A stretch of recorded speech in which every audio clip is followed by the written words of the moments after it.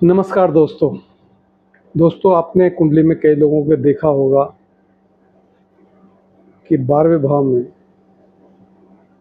कई ग्रह बैठे होते हैं और उनमें से किसी भी एक ग्रह की महादशा चलती है तो व्यक्ति थोड़ा-सा उलझा हुआ था, थोड़ा चिड़चिड़ा सा, इस तरह का स्वभाव कभी-कभी देखने को मिलता है। होता क्या है दोस्तों, 12वें घर का जो एक कारक तत्व है वो बेफ़िक्री है।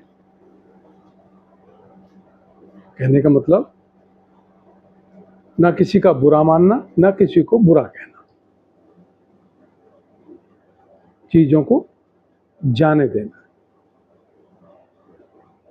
तो दोस्तों जब और ऐसा जो चिड़चिड़ा स्वभाव या इस तरह का जो कसा हुआ सा दिमाग जो रहता है वो इस कारण से रहता है कि जातक जो है चीज़ों को जाने नहीं देता, लेट गो नहीं करने देता, भूलता नहीं है। 12वें भाव में आके गिरे बैठ जाए, 12वें भाव का मालिक जिस जगह जाके बैठ जाए वहाँ ये प्रॉब्लम देखने को मिलती ही मिलती है। 12वें घर में बैठ किसी भी घर के मालिक की महादशा चल जाए तो आपको आपके मित्रों से, अपने संबंधियों से, अपने परिवार से आपको दूर कर देता है, क्योंकि वो खाना एकांत का है, विदेश का है, घर से दूर जाने के लिए वो प्रेरित करता है।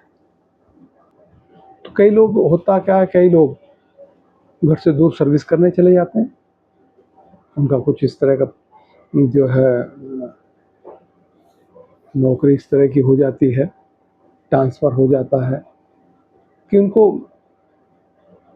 वहाँ जाना ही पड़ता है। या अगर ऐसा नहीं है तो होता क्या, अगर वो वहीं पे भी रह रहा है और 12वें भाव के घर के मालिक की महादशा चल गई है तो अपने घर में ऐसा रहेगा जैसे किसी अजनबी के साथ रह रहा हो, उसका व्यवहार उस तरह का हो जाएगा, उसे कोई छेड़ेगा तो गुस्सा आएगा। 12वें घर का मालिक जब भी चले तो अपने आप को मुक्त करने की कोशिश कीजिएगा। ये सोचिएगा अपने दिमाग में कि जो ऊपर वाला कर रहा है ठीक कर रहा है। अब बाहर व्यक्ति चला जाता है तो बाहर वो खुश क्यों रहता है? खुश इसलिए रहता है, ना तो माँ बाप की जिम्मेदारी, ना पत्नी की, ना बच्चों की, ना भाई बहनों की किसी की जिम्मेदारी, वो मुक्त महसूस करता है। तो ये ना मुक्ति के लिए कहता है कि आप जो एक मोह के बंधन में हो, ये नहीं कहता कि आप अपनी ड्यूटी पूरी मत कीजिए, वो कहता आप जो एक मोह के बंधन में बंधे हो कि मैं करता हूँ, उसको हटा दो और अपने दिमाग में ये विचार लाओ जो करता है रब करता है। तो इसकी महादशा जो ग्रह 12वें भाव में बैठा है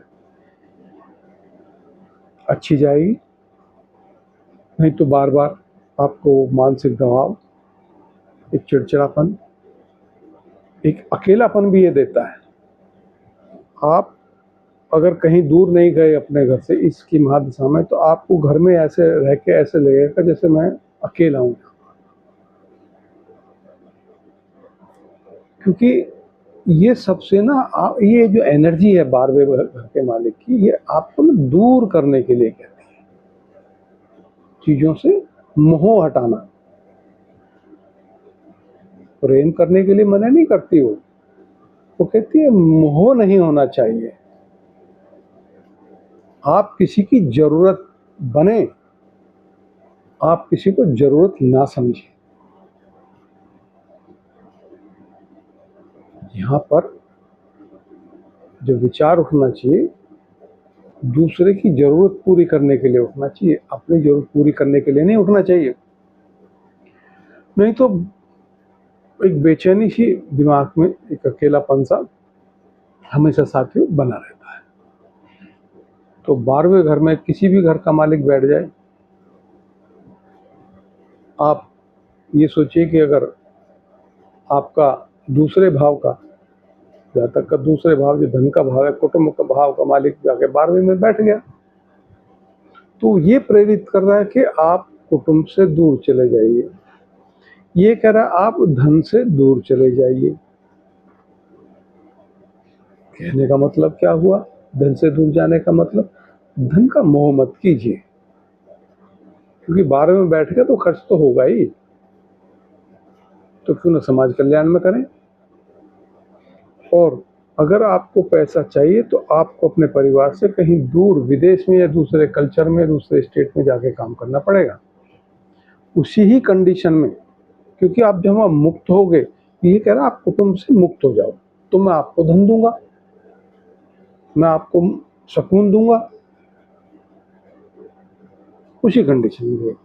क्योंकि अगर जब तक नहीं जाता अपने कुटुंब को छोड़ के, तो कुटुंब को के साथ रह के उसे कंफर्टेबल फील नहीं होता, एक खिंचाव सा, एक बंधन सा दिमाग में ना बंधा रहता है। बंधा कह रहा मेरा दिमाग तो बंधा हुआ है, जैसे मतलब एक फ्री जो फील करने वाली एक मेंटलिटी होती है ना, एक सुकून से, कोई वो है ही नहीं, बंधन ही नहीं है, वो नहीं।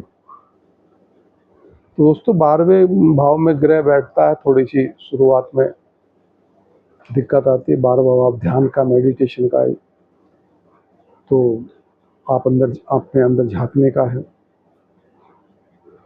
और ये बार बार ये समझाने का है कि जो करता है वो करता है, मैं कुछ भी नहीं हूँ। तो आपके इस बैठे हुए ग्रह की इसमें महादशा अच्छी जाएगी। आदमी इन्वेस्टमेंट करता है, नए नए इन्वेस्टमेंट अपने रोजगार को बढ़ाने के लिए काम करता है। लेकिन अगर सुकून चाहिए तो आपको मुक्त होना पड़ेगा, भाव ये रखना पड़ेगा कि वो करता है, मैं नहीं।